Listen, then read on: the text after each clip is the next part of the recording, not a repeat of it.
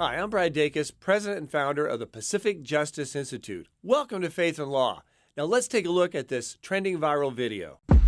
This is so good. Vanilla peach jam.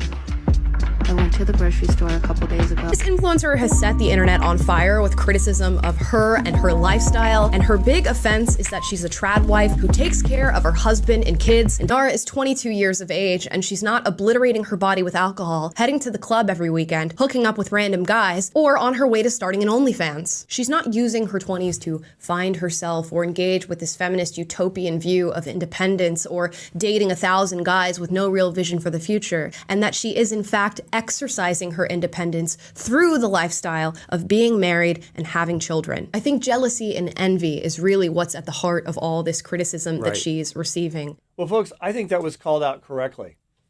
The fact is, our society today has become hostile towards women who want to be traditional, who want to be responsible when it comes to being a wife, to being a mother, putting the children first, being supportive of their husband.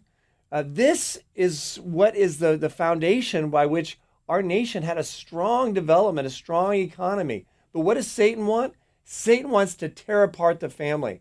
Satan wants to deprioritize children and the raising up of children. So what do we have?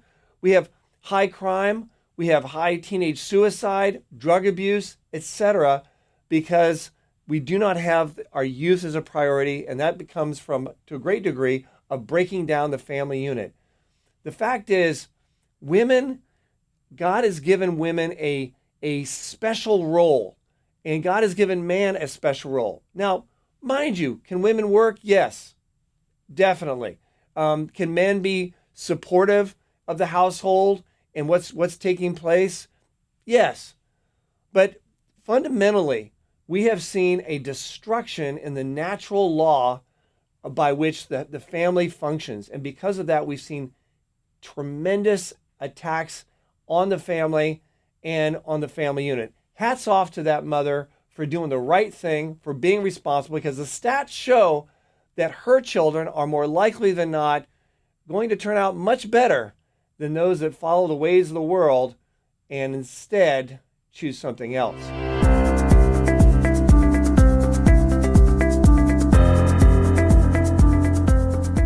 Now, a lot of these attacks, folks, that are taking place are in the legislative bodies. These are laws that are passed that discourage the traditional family and instead vie for alternatives that are not in the best interests of the children, the family, and our society.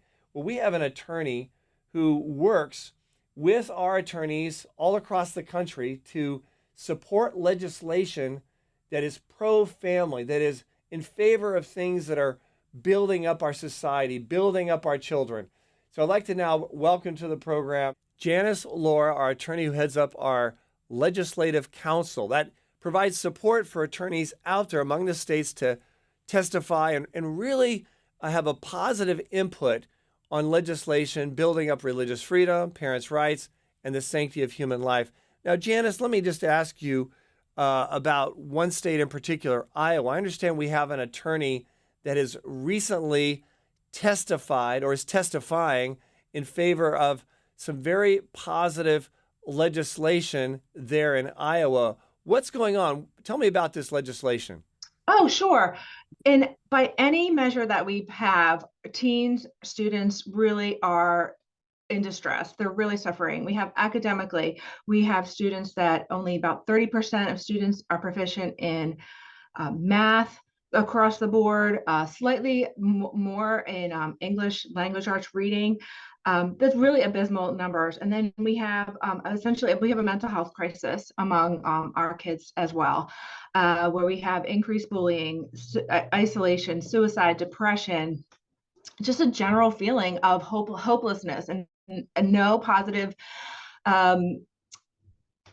ideas about the future. And so the bill in Iowa would allow schools to hire or accept as volunteers chaplains to provide support, services, and programs to students within the schools. It's a very broad language, because it leaves the specifics up to the individual school boards to determine what type of program would work best in that community. It would be completely voluntary for students to participate. And it really is a recognition that chaplains perform a different service than just a regular school counselor. Chaplains are able to go in and to offer essentially spiritual guidance to some of these problems that kids are having. Maybe get more to the root cause rather than just putting a Band-Aid on it. So, Janice, what other states have adopted similar legislation, and what do you think the prospects are of this bill passing and becoming law in the state of Iowa? So this bill is based on a law in Texas that was passed last year. It's slightly different. The Texas law actually was requiring school boards to have a vote, yay or nay, do they want to have these programs? But the end result is the same. It paves the way legislatively, legally for schools to hire, employ, engage in a chaplain program. And since Texas passed its law last year, almost 15 states have either introduced legislation or on the final drafting to introduce legislation to allow school chaplains. And this is really, really exciting because we're seeing this not just in traditionally conservative states, we are seeing it just across the board. So we have Florida, Georgia, Alabama, South Carolina, but also places like Illinois and Maryland. So it's really, really, really exciting to see.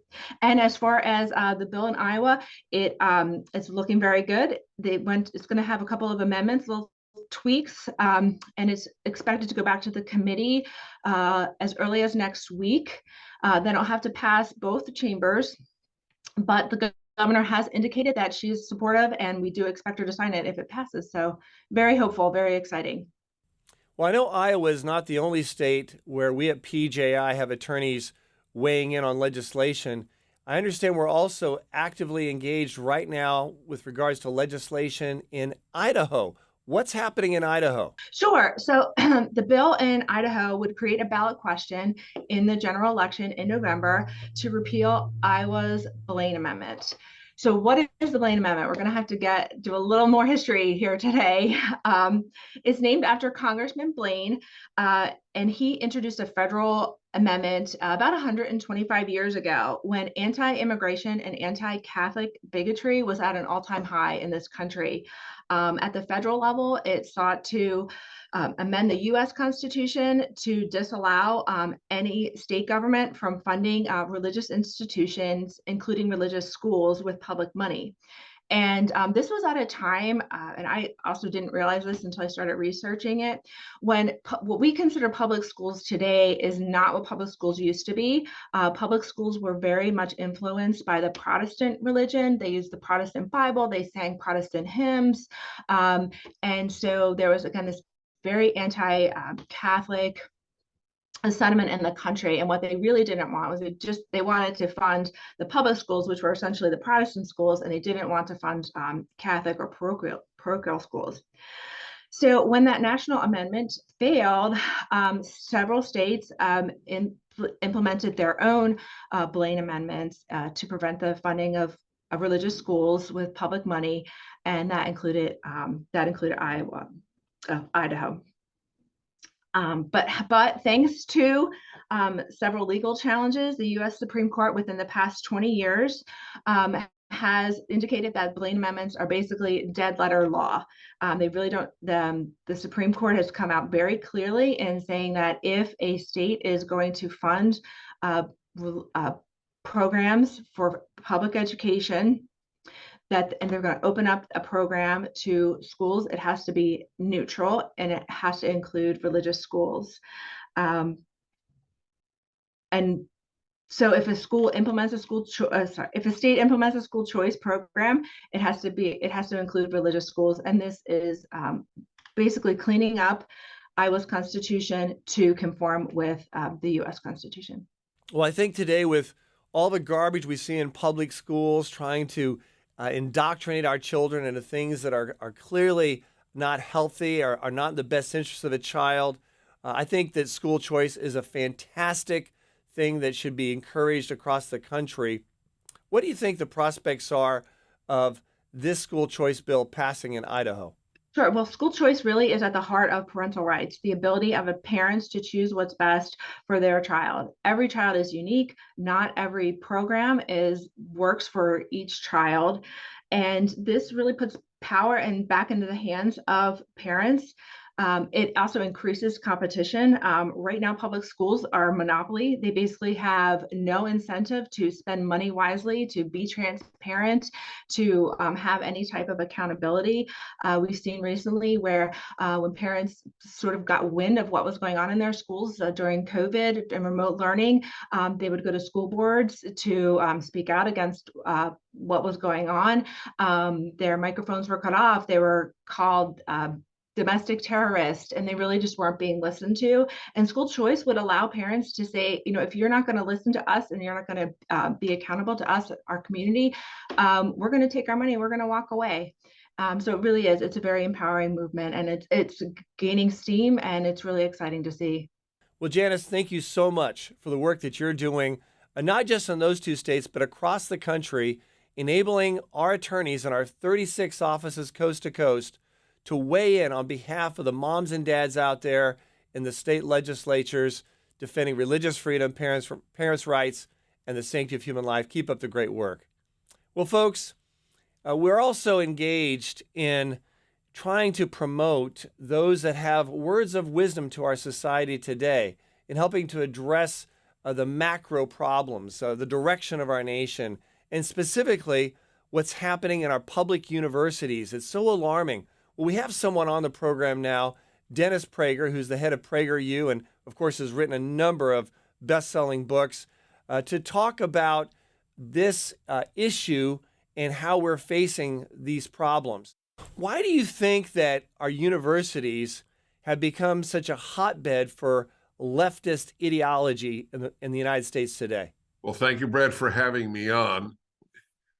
The left has taken over every major institution in society. Universities is only one example. In fact, I don't know if you can name any institution that they have not taken over.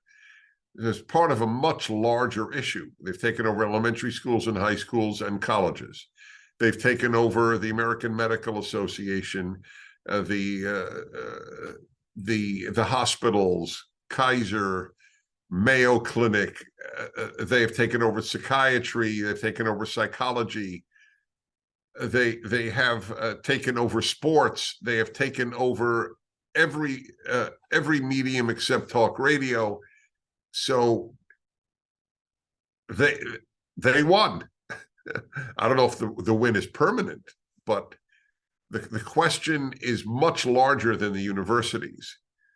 If the universities were not governed by the left, you would then have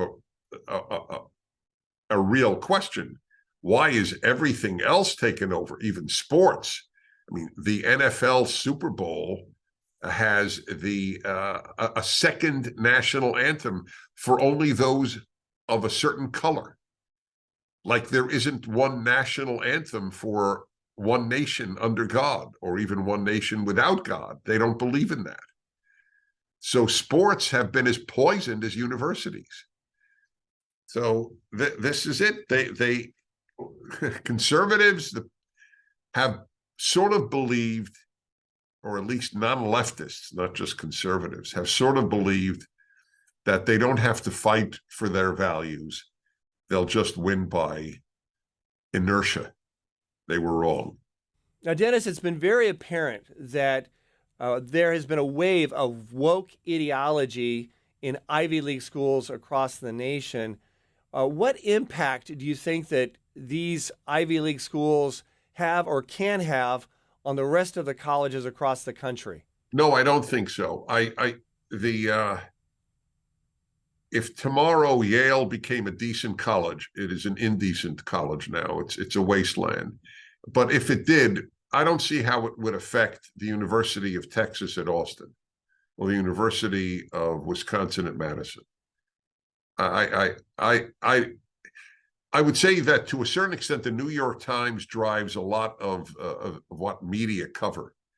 but I don't believe the Ivy League drives other universities.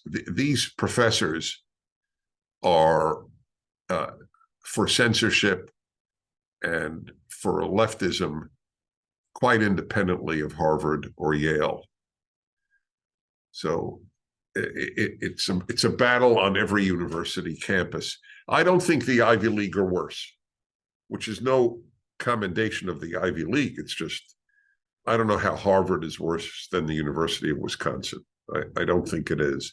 It's just more famous. You know, Dennis, when we see these demonstrations take place, it has a real message that these students seem to hate America. They seem to hate what we stand for. What would you tell these students as to why they should love this country? I say to those students, you have been taught to be one of the worst things a human being can be, an ingrate, one without gratitude. Why does a serious percentage of humanity want to come to the United States? The country you crap on, a vast number of human beings would do anything to live in. So either they're stupid. Hey, if America's systemically racist, why have 4 million blacks come from Africa and the Caribbean to live in the United States in the last few decades? They must be stupid. Or your teachers have lied to you. This is not systemically racist. It might be the best country on earth for a black human being to live in, or a white, or a yellow, or a red, or whatever color you want to pick. So you have been taught to have contempt for that which is good, and you bought it. And I blame you, and I blame those who taught you. I don't believe kids are not candidates for blame. In my tradition, Judaism, you're an adult at 13. You have the same obligations and responsibilities as a 40-year-old. At 13, if you have bought lies, I blame the liars and I blame you. Without question, there are dark clouds over America's universities and colleges across the country. But Dennis, is there any hope out there? And what is it going to take to turn these universities around in the right direction? I don't see how it can be saved now, to be honest. I think people should take their kids out of school and homeschool them. And on the rare occasion, if there is a good religious school nearby, or maybe some charter school that doesn't teach you that you'll choose whether you're a boy or a girl, that's fine. But otherwise, parents have taken the easy way out. Well, we have 2 incomes, we can't afford it.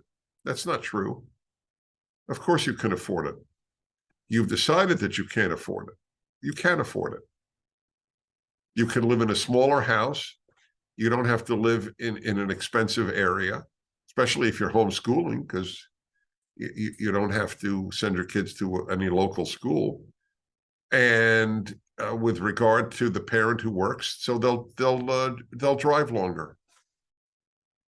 Let me put it to you this way. I have met very, very many parents whose lives have been ruined because they sent their kids to a regular school and the kid turned out an a-hole. But I've never met one parent who regretted homeschooling their child. That's the answer. Take your kids out of places that hurt them. And I don't know why that isn't self-evident. And well, I do know why. People want to believe. People believe what they want to believe. And they want to believe that they can't afford it. By the way, I tell grandparents who have money, and I don't mean rich, just have money. Tell your child, I will make up the difference if one of you has to stay home for homeschooling. And by the way, that isn't necessarily the case. Homeschooling doesn't mean you do the teaching. There's so many homeschooling associations now, you don't have to teach anything. You just have to take your kids out of the place that's poisoning them. Well, thank you, Dennis, for the work that you're doing and helping to get truth out there, especially through PragerU. I would love to see America's young people watch PragerU and be enlightened as to what is the truth so we can help to turn this nation around. And I know PragerU is playing a role in that. Thank you so much for all you're doing. Thanks for being on the program. Well, folks, we at Pacific Justice Institute, as you know, we do a lot of cases. We have over 220 cases in active litigation right now, coast to coast, among 36 offices in states all across the country. If you'd like to keep up with our cases or you'd like to utilize our resources, just go to our website, pji.org. We have a great pamphlet called The Constitution on Campus that can help equip college students from having to give in to this kind of tyranny and bullying that's taking place. They can know what their rights are to free speech and to deal with harassment from professors and from their peers. We also have something for K through 12 level of education. It's called Reclaim Your School. It's a book you can download for free. It talks all about how you can legally evangelize and positively impact those kids that, for whatever reason, are still in public schools. So take a look at that at pji.org. Well, they're in the trenches and they're fighting, and PGI is on the front lines for the battle for freedom and liberty. They've been doing so much to equip pastors across the country and to really fight for the values that have made this country so great. Honored to be supportive of PGI. We're living in a time when Christians are constantly under assault for their beliefs in the marketplace.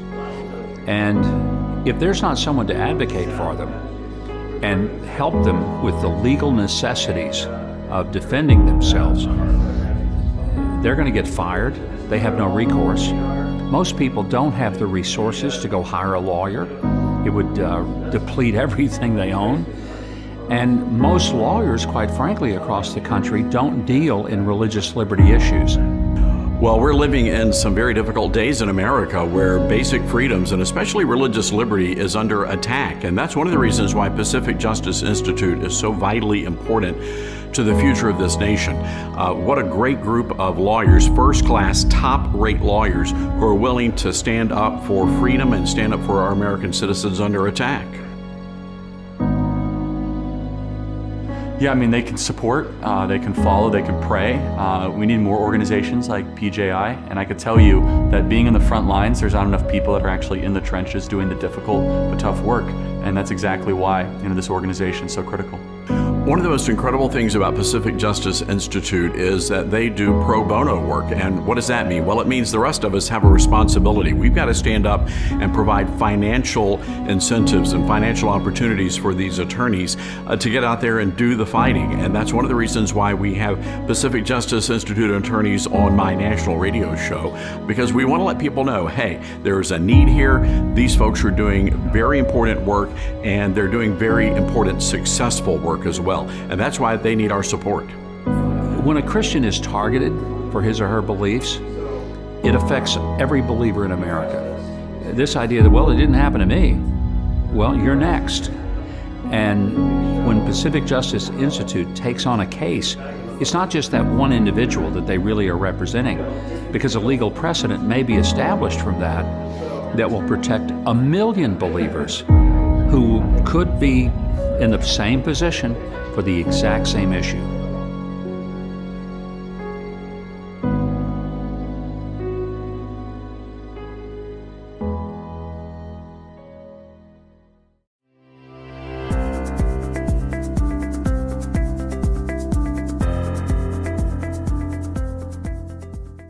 Well, folks, at the end of the day, as we're looking at these challenges facing our nation legislatively, legally, philosophically, we always should go back to the Bible. That needs to be our fundamental reference point to steer us and guide us through these challenges that we're facing.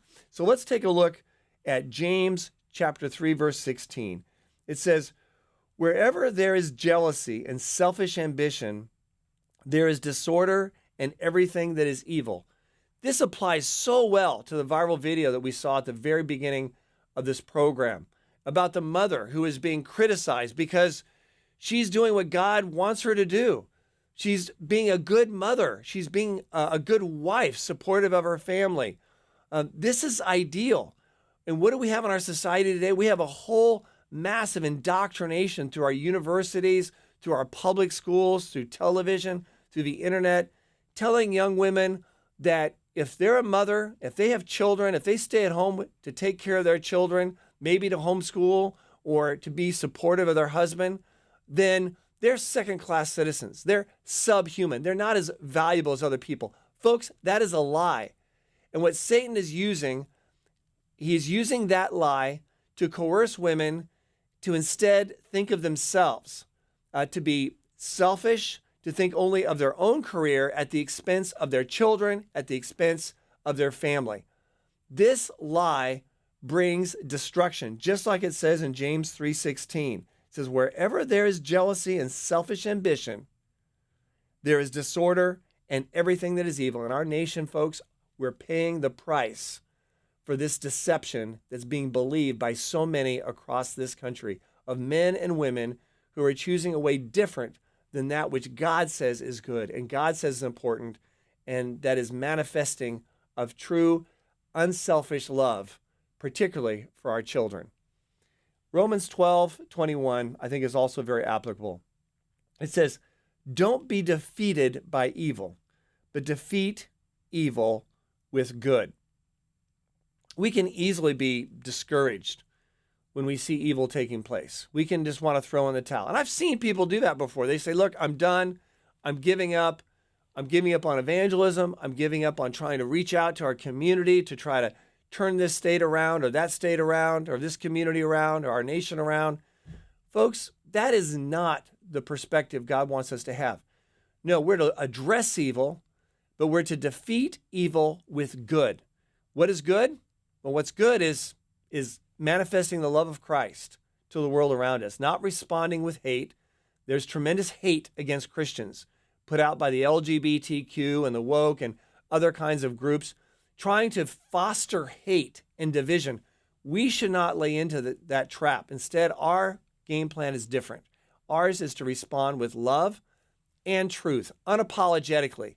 What we believe, why we believe it, and to direct everyone back to the Lord Jesus Christ, who is the author and perfecter of our faith and all faith that can set people free from the bondage that we've talked about today.